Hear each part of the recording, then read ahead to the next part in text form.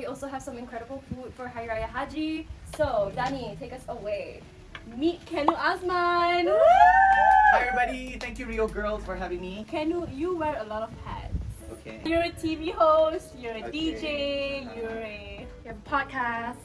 But before we get into a deeper conversation about what you do, let's eat. Oh And yes! let's introduce our food for today. So, Jaggery and Spice was so nice and so kind as to send us over their Raya Haji set. Yeah. So, what are we eating today, I guys? have Yeah. the menu here. Ooh. You want to take out one by one? We have the beef dendeng. Okay. Ooh. We also have some fresh lemang. So, the fresh Lemang. And we have sambal tempoyak bilis. Tempoyak Bilis. Yeah. I've not tried tempoyak in my life, people. Really? Maybe I have, but long time I ago. like it. And this one is. That one is the Caseiro Hot Sauce. So Ooh. this is their signature hot sauce. They also Ooh. sent us like a few more bottles of this, so I think we have a lot of hot sauce to last us Yep, a yep, while. yep. But super excited to try this. And last thing, what do we have? It's dessert. It's wajik with lemon butter. I love Wajik. Thank you so. I love Wajik. Wajik? I didn't expect What to be is Wajik. Wajik? Okay, so like, explain. It's like it's black glutinous rice. Okay, Yeah. it's sweet. It's So for So good. everybody interested, Jaggery and Spice has this set for Raya Haji and it serves 4 people. So it's really simple when you have people over and you want to have good food without putting in too much effort to prepare. And it's really pretty. And it's so pretty, like we've kind of Look at the ruined it whole already, package. but it comes in a beautiful set. I so love it. Yes. Okay, we should dig in. We should. should. Shut Let's serve. All right. Wow. Okay. What? Where do we start? Are we an extra? Okay, flour okay. On the plate. Ooh, it smells spicy. Ooh. Smell. Oh, nice. All right, dig in, ladies and gentlemen. What is Ikan? It's durian with like chili like that. Oh. Sambal with durian taste. Okay. Okay, Jack, this is my first bite. I'm going in for my first bite too. I'm gonna bill, I'm gonna put a bit of everything. The dendeng is so good. Mm. Mmm. Okay, Sound effect. cheers! Oh my god, Emma, the dendeng is. Wow. Okay, what are you trying with? Tempoyak. Sauce. Okay. I'm not on everything on bite. Even without the sauce, like on its own, it's great. Yeah. Very flavorful. So I'm gonna try with what sauce again? The Okay, you need to do what I Jaggery and did. Spice. Which What do is you do? food. You mix. No, everything, yeah. All Everything at in one bite. Scared. So good. Okay. Got hot sauce in my bag. Are you feeling it? It's a little. Hmm. You know it's good food when you start dancing, you know? You're right. You're doing the happy food dance. Happy food dance. Food first reviews out of the way. Okay. Let's get into our guest of the day. So Keanu, I know you right after high school, Mhm. and the only thing that I've heard was Keanu suka sangat Ryan Seacrest. Yes, he went to a kind of neighboring school and he would host all the IU days and all the proms, and he had like a YouTube channel where he would practice. Oh my Being a god. host. I've never seen someone so set on their goal from like 17 or whatever, and then Oh. he went on to do like ATV Quickie, radio host, like the red carpets and Show, everything. yeah. Right. I can't believe you guys actually knew about my Ryan Seacrest dream back then. So obviously you've known you want to be a host for like a really long time, and like looking up to Ryan Seacrest is just one of the many facets of like signs pointing you in that direction. Yeah. But in terms of how you got to where you are now, what were the actionable like things that you actually worked towards, like goals wise, and what were the things that you feel like you manifested, you just constantly thought about, and you really attracted that sort of energy? I started wanting to be a host when I was 14. I still remember the night that I started getting inspired by Seacrest. I was watching American Idol. It was on 8TV that time. They used to play it every weekend. I was like, this guy is so good because I couldn't sing, I can't act, but I wanted to be in show business so badly. So what can I do? I can't dance also. This guy was talking and he makes a living out of that. Yeah. So I said, maybe let's try to be a host. I googled up about him, watched their interviews, how do they think and everything. It kind of helped you see why they are where they are. And I always want to check if they had setbacks as well. Did they have a hard time getting to where they are now? Because from the outside, we see all these successful people, we're like, oh my god, I want to be you. And it looks as if their life is perfect, they got everything they wanted, but the things they went through before that, oh my god, you can go through Wikipedia for that, you know? Every morning I woke up, the first thing out of my mind was, I want to be a host. I didn't know why, it was just there. But as a kid, you didn't understand if this is just a phase or is this something you really want. Yep. You're just like, okay, it's my current ambition. Then, when I was 15, was when I told myself, okay, you know what? Volunteer to be a host for any school event. So the opportunity that opened up was Hari Guru with Teachers Day. I said, teacher, got any MC? And they're like, oh, normally you give Form 5. But you only Form 3. I said, can I please do it? Okay, can. So I did it. Of course, it was terrible. It was the first time. Okay, first time. I was fumbling here and there. My jokes no one laughed about. I was like, you know, this is crap. But the funny thing is, I never felt like giving up. I just told myself, I gotta get better at this. But on the note about manifestation, I believe that it all starts and ends in here, in your heart. Yeah. You know? We can simply say things like, I want to be successful. I want to be a successful event coordinator, for example, or be an artist. But if you're just saying it verbally and you don't feel it in here, to me, it's not really manifesting. Thank you very much, mate. It's not really manifesting until you feel it here. For me, it started when someone, I actually remember this specific person, where it was, he said this to me, you really think you're going to be a host? It's never going to happen. Ooh. He said that to me. And it really took a toll on me. I was affected, I was sad. I went home, I wrote quotes in my phone like, people have the power to doubt you. You have the power to prove them wrong. And God has the power to make it all happen. That's the exact quote that I put on my Instagram. He saw it, he commented, bro, I was just kidding about just now. He saw it. If you're watching this, if you know who you are, you know. If you know, you know now, okay? But that was the moment I told myself, you know what, Keanu? Some dreams you're not supposed to shout it out too much anyway. Dreams are supposed to be here and you got to work towards it. So slowly I just hosted more events. I hosted school events. In fact, 1 week before SPM, I hosted my first public event outside school. Okay? It was a Zumba event. That was also for free. I didn't even charge because I said, I'm still new. My parents were like, no, you have to pay you for minyak and all that. I said, no lah, I'm still new. But you have to have days like that to look back on in the future. You feel like, oh my god, at least now I'm charging and trying to pay. Okay, I wanted to ask 2 questions. Yeah. Your biggest inspiration was obviously Ryan Seacrest, but was there anybody in the local creative industry that you took after? Local one would be Awal Ashari and Alif Sata. I love their hosting very much, especially Awal. I think Awal has a way of hosting very structured. His sentences are very well organized, you know. Alif Sata is more of me because of Manglish, you know. Awal knows how to properly, like, Malay first, Malay English or Malay all the way. Not so international. Sedara punya negara dari Indonesia, Reza Rahadian. This one, he's not a host. He's an actor. But I take a lot of his morals, his thinking, because his creative process is very good. So I don't specifically idolize just hosts per se.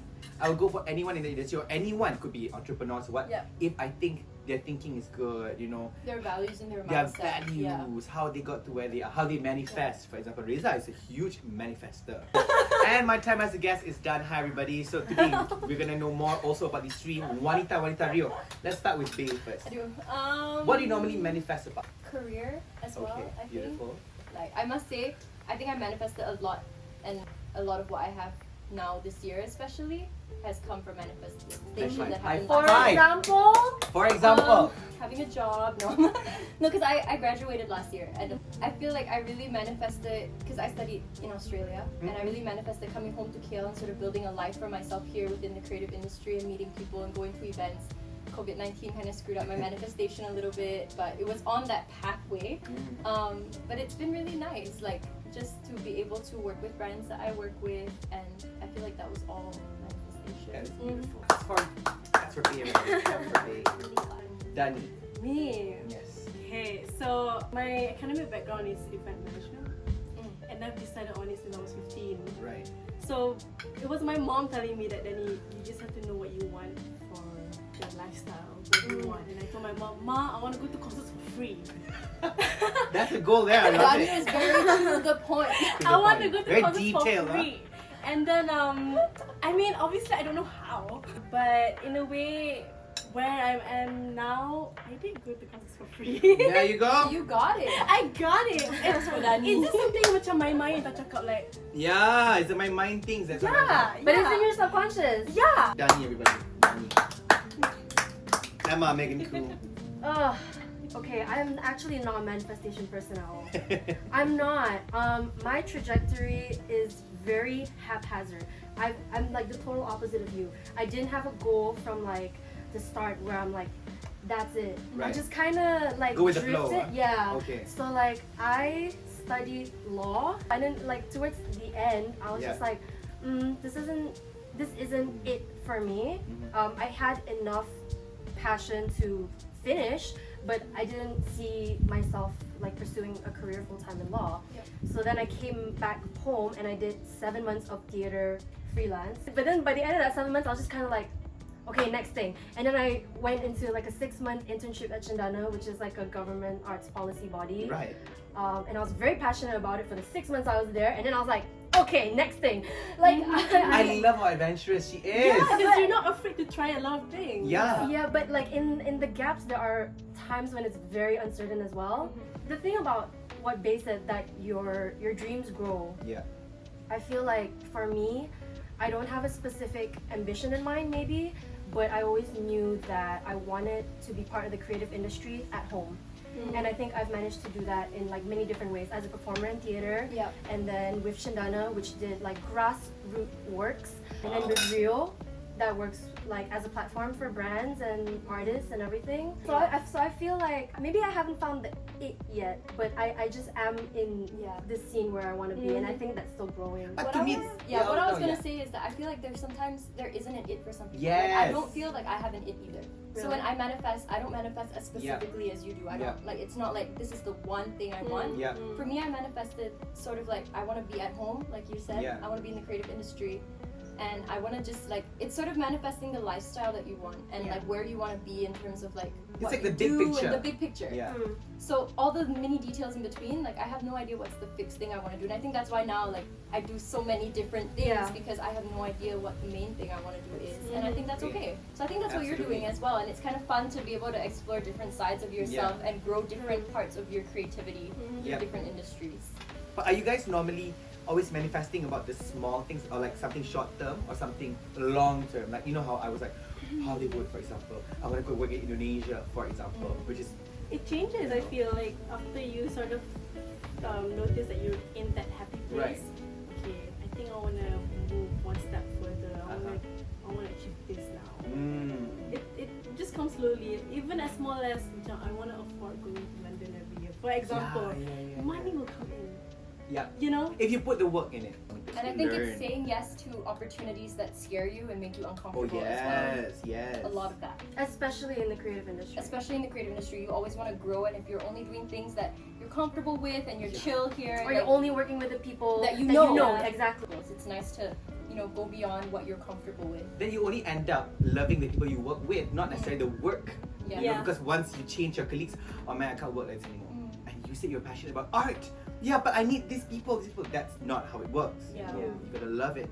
Just know that with discomfort comes change, positive change, you know? If you don't feel that discomfort, means you're not out of your comfort zone. You know? grow through what you go through. Girl, Yes. retweet. Okay, final question for you. Okay.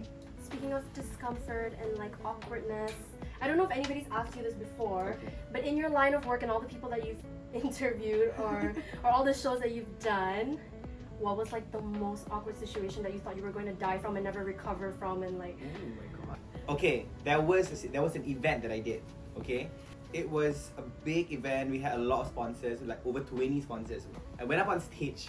I remember like two sponsors, and I forgot the rest. And I was like, it was broadcasted live on Facebook, by the way, of this big telco company. Okay. All the sponsors were sitting down there, turned and looked at me. I was like, why didn't you wear your company baju? You know? So I was just like, yeah, so sorry here. And I just skipped it and went down. Everyone was like, what was that? What was that? That was the point I felt like giving up. I told myself, no, you know what? Nope. If I can't even handle this, I can't even handle Anugerah Juara Lagu or like Melody, for example, all these big shows. I'm like, that's it, it's over. I felt like I wanted the world to just sink me in. Yeah. You know? But yeah. I just want to say that we can totally relate to that in events. Like with events, you just never know. You just never know what's going to happen. Like I think Christmas, we were trying out this new deco thing, and it was like it looked like it was going to fall from the ceiling. It did fall. It was. Oh, like okay. The It dangling did fall, Emma. lights. Yeah. And then I spent 2 hours standing there like waiting to catch them if they fell, because it's right above like the vendor booths. Yeah. So I'm like, and then some people selling glass and ceramics, and you don't want it to fall, and then like there's stuff they're jatuh and like, Oh my you God. know, mayhem. And the thing about being an established event like RIUH, there are certain expectations you have to meet, Yeah. and they just expect You everything don't to happen perfectly. and the reality of events is that it does not work that way. I think like each of us have cried at least once in one RIUH from just like, Oh my god! Everything is falling apart. But I think it's like you said, like in the creative industry, often you are measured by your most recent project. And as long as you push through and you keep going, people really look at you for the most recent thing you did. Yeah. And so if you can redeem yourself in the following thing, like if we have one really bad event and then we have one really great one, people are gonna remember the really great one most of the time. Yeah. Hopefully. Hopefully. Hopefully. But I think that's the slight like redeeming thing, the reason that you keep going in the creative industry even when you have one bad experience is you hope the next one is, you know, I'm gonna do better, I'm gonna learn from Yeah. this, I'm gonna grow from this, and it's Good job. Yeah, that wrapped everything up very nicely. So yes, is this the end of the episode? I feel like it's so long, but the food was so good, the conversation was so good, the company was so good. Thank you so for much for having me. joining us. Thanks for having me, everyone. And yeah, we look forward to doing the next episode. So as usual, comment down below what you want to see us eat next time and what guests you want to see us have on the show. Like and subscribe for more videos because this is the start of something new for Rio. The start I was just of something new. And yeah, we're really looking forward to doing this. So thank you guys for watching. Thank you. See you guys next week. Sampai Raya Haji. Yes. Bye, Haji. Bye, Haji. Okay, let's eat some more.